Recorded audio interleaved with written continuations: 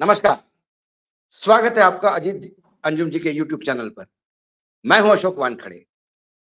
5 राज्यों के चुनाव हैं, एक राज्य में पूर्ण मतदान हो चुका है, एक राज्य में 20 सीट पे हुआ छत्तीसगढ़। बाकी ये चुनावी रैलियों का सिलसिला, वादों का सिलसिला, आरोप-प्रत्यारोप का सिलसिला चलता रहेगा। इसी बीच जब देश के प्रधानमंत्री जाते हैं और कुछ कहते हैं, तो फिर वो पत्थर की लकीर मानी जाती है।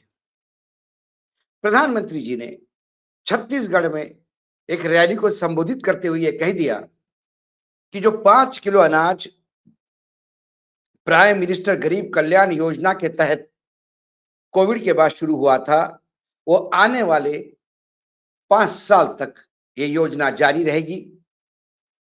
क्योंकि मैं नहीं चाहता, यानी प्रधानमंत्री नहीं चाहते कि इस देश का कोई इंसान रात को भूखा सोए। 5 किलो अनाज की योजना एक कोविड के दौरान आई थी। कोविड में चक्के जाम थे, रोड खाली थे, आवागमन बंद था, फैक्ट्रियाँ बंद थी।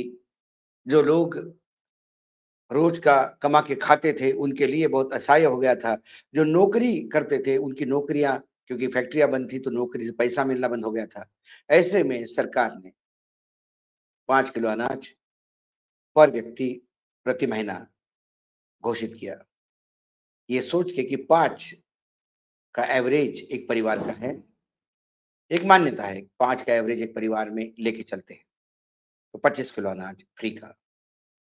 और वो फिर प्रधानमंत्री ने इस चुनाव के दौरान, ये बात अलग है कि चुनाव के दौरान ऐसी योजनाएँ जब केंद्र सरकार अनाउंस करती है, या 5 राज्यों के चुनाव हैं, तो क्या ये चुनावी घोषणा है? क्या आचार संहिता में आती है?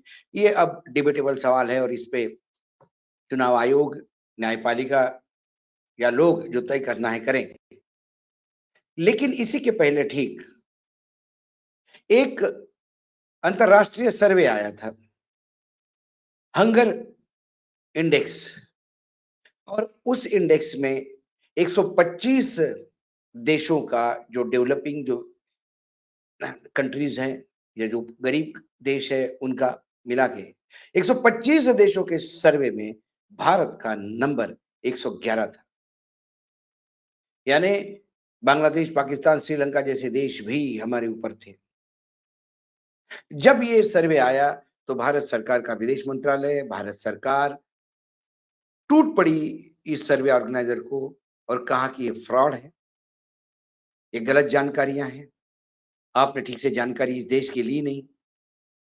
और हमारी आदरणीय मंत्री महोदया है स्मृति ईरानी जी, उन्होंने ये तो यहाँ तक कह दिया, यदि मैं खाना खा के कहीं से निकली या मैं कहीं कार्यक्रम में गई केरल में, वहां व्यस्तता के कारण मैं खाना नहीं खा पाई, फ्लाइट में बैठ के दिल्ली आई और रात को भी, क्योंकि दिन भर मैंने कुछ नहीं खाया, और यदि मुझे किसी ने फोन करके पूछा तो मैं कहूंगी मैं भूखी हूँ, क्या इसका मतलब यह है कि मैं हंगर इंडेक्स के उसमें गिना चाहिए? ऐसा इस सर्वे का मजाक उड़ाया। तब हमें भी लग रहा था कि जब देश की इकोनॉमी, प्रधानमंत्री इतने बड़े-बड़े आंकड़े दे रहे हैं, अब आत्मनिर्भर भारत की बात हो रही है, जब चंद्रयान दक्षिण पे उतरता है, जब हज़ारों करोड़ के मंदिर कॉम्प्लेक्सेस लोकार्पित हो रहे हैं, ऐसे देश में वाक़ई ये स्थिति होगी क्या? 111वें नंबर पे है, कहीं ये अंतर्राष्ट्रीय षड्यंत्र तो नहीं? लेकिन उस सर्वे की सच्चाई को रेखांकित किया प्रधानमंत्री जी के उस घोषणा ने, जो ये कहते हैं कि आने वाले 5 साल तक भी इस देश की स्थिति वही 111 नंबर पे रहने वाली है, क्योंकि 5 साल तक 80 करोड़ लोगों को, करीब-करीब 60 से 65% जनसंख्या इस देश की अब 5 किलो अनाज पे जिएगी। सरकार के इस 5 किलो अनाज के दान पर गरीब कल्याण योजना के तहत 80 करोड़, मतलब 80 करोड़ लोग इस देश के गरीबी रेखा के नीचे हैं, हमें मान के चले, क्योंकि यदि मुफ्त में अनाज उनको नहीं मिला तो वो परेशान हो जाएंगे। ये स्थिति जब उन्होंने की, तब इसका विरोधी पार्टियों ने, खासकर कांग्रेस ने, ये कहा कि एक तरफ आप कहते हो कि इकोनॉमी जीएसटी बढ़ रहा है, जीडीपी बढ़ रहा है, किसान का उपज बढ़ रहा है, फैक्ट्री का उत्पादन बढ़ रहा है, एयर टिकट बढ़ रहे हैं। ये तमाम बातें एक तरफ आप करते हैं और दूसरी तरफ कहते हैं कि देश में 80 करोड़ लोग भूखे सो न पाए इसलिए हमको अनाज देना पड़ रहा है, वो भी आने वाले 5 साल तक। इसका मतलब 5 साल तक स्थिति सुधरने वाली नहीं है। जब इसकी निर्भसना होने लगी, तो प्रधानमंत्री ने फिर कल अपने भाषण में एक नया एंगल देते हुए कहा कि मैं गरीबों को अनाज देना चाहता हूं और ये विपक्ष उनको अनाज देने नहीं दे रहे हैं। ये विपक्ष जो है, ये इंडी गठबंधन, ये घमंडी गठबंधन आपके खिलाफ है। ये नहीं चाहता कि मैं ये प्रधानमंत्री गरीब कल्याण योजना का अनाज आप तक पहुंचाऊं। जब ये सारी बातें जनता सुनती है, तो जनता को लगता है कि वाक़ई प्रधानमंत्री ने 5 किलो अनाज दिया और जनता को जब फ्री में मिलता है, तो किसको बुरा लगता है? लेकिन क्या प्रधानमंत्री जब मुख्यमंत्री थे, तब उनका सोच यही था या उनका सोच तब अलग था? एक आध उदाहरण मैं देता हूँ। मनरेगा के बारे में प्रधानमंत्री के विचार बहुत नेगेटिव थे, नकारात्मक थे। उन्होंने चुनाव जीतने के बाद जब प्रधानमंत्री बने, तब उन्होंने कहा कि मैं मनरेगा सिर्फ इसलिए रोकना जारी रखना चाहता हूं ताकि कांग्रेस की विफलता का पाढ़ा मैं रोज पढ़ूं और आपको बताऊं कि ये तुम्हारा एक कब्र है, तुम्हारी विफलताओं की कब्र है मनरेगा। आज मनरेगा ही इस देश के बेरोजगारी का एक मास्टर की साबित हुआ।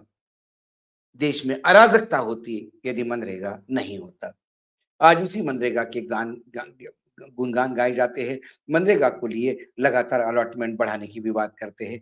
यदि मनरेगा विफलता थी, तो फिर क्यों लागू किया? लेकिन प्रधानमंत्री के अब विचार बदल गए। ऐसे ही विचार प्रधानमंत्री के फूड सिक्योरिटी एक्ट पे भी है। जब यूपीए सरकार ने नेशनल फूड सिक्योरिटी ऑर्डिनेंस लाया, राइट टू फूड के तहत फूड सिक्योरिटी ऑर्डिनेंस लाया और उसके लिए राइट टू फूड कर दिया, तब प्रधानमंत्री नरेंद्र मोदी मुख्यमंत्री थे गुजरात के। तब उन्होंने एक लंबा चौड़ा पत्र 7 अगस्त 2013 को प्रधानमंत्री जी को लिखा और ये पत्र कहता है कि आपका ऑर्डिनेंस ही गलत है। ये ऑर्डिनेंस के खिलाफ ये पत्र था। वो बताते भी है क्यों गलत है। वो कहते हैं कि इसमें तो ये तय ही नहीं हुआ है कि फूड सिक्योरिटी के तहत किसको इनसिक्योर माना जाए। उसको परिभाषित ही नहीं किया आपने। आपको राज्यों के साथ मिलकर परिभाषित करना चाहिए था, इसलिए गलत है। फिर आगे वो लिखते हैं कि अभी हम गरीबी रेखा के नीचे below the poverty line BPL लोगों को 35 किलो अनाज दे रहे हैं। अब आप नेशनल फूड सिक्योरिटी ऑर्डिनेंस के तहत इसको 25 किलो कर रहे हैं। ये कैसा न्याय है? ये आप कैसी सिक्योरिटी दे रहे हैं जब आपने अनाज कम किया? लेकिन वस्तुस्थिति क्या थी, मैं थोड़ा फैक्ट आपके सामने रखना चाहता हूं। नेशनल फूड सिक्योरिटी ऑर्डिनेंस आने के पहले तक केंद्र सरकार राशन में क्या जाएगा क्या नहीं जाएगा ये तय नहीं करती थी, राज्य सरकारें करती थी। कुछ ज्यादा देती थी, कुछ कम देती थी, अपने अपने। क्योंकि प्रधानमंत्री भी कहते हैं कि जब मुख्यमंत्री के तौर पे पत्र लिखते हैं तो उस पत्र में ये भी लिखते हैं कि हर राज्य की अपनी एक अलग व्यवस्था है, हर राज्य की अलग एक प्रॉब्लम है, हर राज्य के गरीब और फूड इनसिक्योर लोग अलग अलग हो सकते हैं। तो उसी हिसाब से राशन कंट्रोल की दुकान पे क्या जाएगा ये राज्य सरकारें तय करती थी। और जो 35 किलो वो बोल रहे थे, वो गुजरात में नहीं दिया जा रहा था। वो एक ही राज्य था छत्तीसगढ़, रमन सिंह, जो धान का कटोरा कहते हैं जिस छत्तीसगढ़ को, उसमें धान की पैदाइश खूब थी। जब उनके पास बहुत सारा धान था बांटने के लिए, तो वो धान बांट रहे थे। ये प्रधानमंत्री ने वहां पे किया कि 35 की थी। 35 किलो क्या गुजरात दे रहा था? नहीं दे रहा था। बाकी भाजपा शासित राज्य दे रहे थे? नहीं दे रहे थे। 25 किलो ये पहली बार केंद्र सरकार ने एक क्वांटम तय किया, 5 लोगों में 25 किलो। तो वो 10 किलो कम हुआ, इसके लिए मुख्यमंत्री क्रोधित थे। अब वो 2014 से लेके अभी भी प्रधानमंत्री है देश के। वो क्यों उस 25 किलो पे उनकी सुई अटकी हुई है, ये बताने का कष्ट उन्होंने ही करना चाहिए। क्यों उन्होंने रमन सिंह जैसा 35 किलो का स्लैब नहीं रखा? आज मिनिमम एक परिवार में 5 व्यक्ति यदि हम पकड़ते हैं, तो उनका 5 किलो अनाज ये 25 किलो ही होता है। ऐसी कई विसंगतियां हैं कि जब मुख्यमंत्री थे, जिन-जिन चीजों का उन्होंने विरोध किया था, उन्होंने जीएसटी का जम के विरोध किया था, आधार कार्ड को उन्होंने फ्रॉड बताया था। आज वही आधार कार्ड रोज एक सर्कुलर आता है कि ये आधार के बगैर आधार नहीं, इस आधार के बगैर बैंक में आधार नहीं, आधार कार्ड के बगैर होटल में एंट्री नहीं, आधार कार्ड के बगैर ये नहीं, वो नहीं, वही आधार अब लाइफलाइन बना हुआ है। जिस कैश ट्रांसफर पे नरेंद्र मोदी जी कहते हैं कि मैंने कैश ट्रांसफर किया, उसका ओरिजिनल मॉडल राजस्थान में एक टेस्टिंग के तौर पे, सैंपल के तौर पे शुरू कर दिया था मनमोहन सिंह सरकार ने। और सरकार वापस आती तो हो सकता था पूरे देश में ये ट्रांसफर होता। ये कंसेप्ट भी उसी सरकार का है। लेकिन तब सरकार को गाली दी, जीएसटी के लिए गाली दी। जब ये राज्य सरकार और केंद्र सरकार सब्सिडी देता था, केंद्र सरकार राज्यों को पैसे देता था। और ये जो सोशल काम थे, चाहे अनाज देना, चाहे ग्रामीण सड़क बनाना, रोजगार उत्पन्न करना, ये सब राज्यों के काम थे। पहली बार प्रधानमंत्री अटल बिहारी वाजपेयी ने नेशनल हाईवे छोड़कर ग्रामीण क्षेत्र में भी अच्छे रोड बनने चाहिए, इसलिए प्रधानमंत्री ग्रामीण सड़क योजना की नींव डाली। उसके बाद जब कांग्रेस सरकार आई तो उन्होंने मनरेगा शुरू की।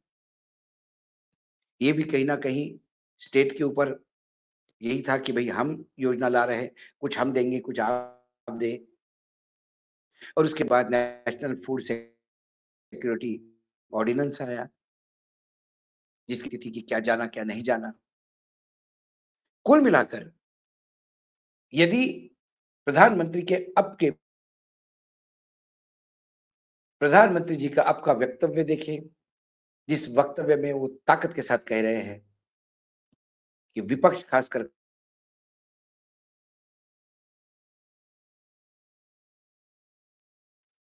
किसी भी हालत में आपको अनाज देने नहीं दे रहे हैं। वो इसमें पैदा कर रहा है। रुकावट ये पैदा कर रहे हैं या रुकावट 2013 में नरेंद्र मोदी पैदा कर रहे थे। फिर चाहे जीएसटी हो, चाहे आधार हो, चाहे फूड सिक्योरिटी ऑर्डिनेंस हो, क्योंकि तब वो विपक्ष में थे और सत्ता पक्ष को विरोध करना उनका नैतिक काम था, ऐसा वो सोच रहे थे। आज सौभाग्य से वो उनके सौभाग्य से वो प्रधानमंत्री है और आज उन्हीं चीज़ों को वो कर रहे हैं जिसका वो विरोध कर रहे थे। इसलिए जब वो कहते हैं कि विपक्ष या विरोधी पार्टियाँ मुझे अनाज देने नहीं दे रही है, तो हँसी आती है। जिस चीज़ का आप विरोध कर रहे थे, आज आप वही कर रहे हैं और जो विरोध करना जिनको आप कह रहे थे, वो तो ये चीज़ को लाए हैं, तो फिर विरोध कैसा? लेकिन चुनाव है, चुनाव में ऐसे आरोप-प्रत्यारोप होते ही हैं।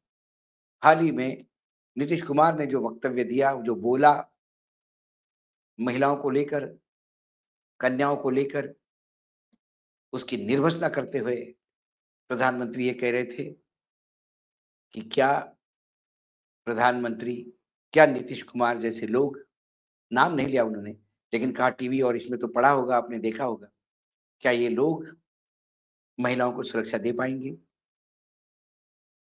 पूरे विश्व में भारत का नाम बदनाम हो रहा है। प्रधानमंत्री की मेमोरी बहुत शॉर्ट है। प्रधानमंत्री के दिल्ली में ही अंतर्राष्ट्रीय स्तर के खिलाड़ियों को उनका शारीरिक शोषण किसी गुंडे सांसद ने किया जो बीजेपी का है, उसके खिलाफ एफआईआर दर्ज करने के लिए सर्वोच्च न्यायालय जाना पड़ा। मणिपुर की घटना से पूरे विश्व में नाम बदनाम हुआ, लेकिन प्रधानमंत्री के कान पे जू नहीं रेंगी जब तक सर्वोच्च न्यायालय ने कोई स्टैंड नहीं लिया।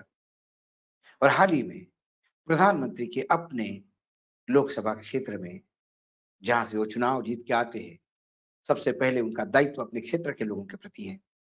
वहां आईआईटी में पढ़ने वाली लड़की अपने कैंपस में ही सुरक्षित नहीं, गुंडों ने उसके भी इज्जत पे हाथ डाला।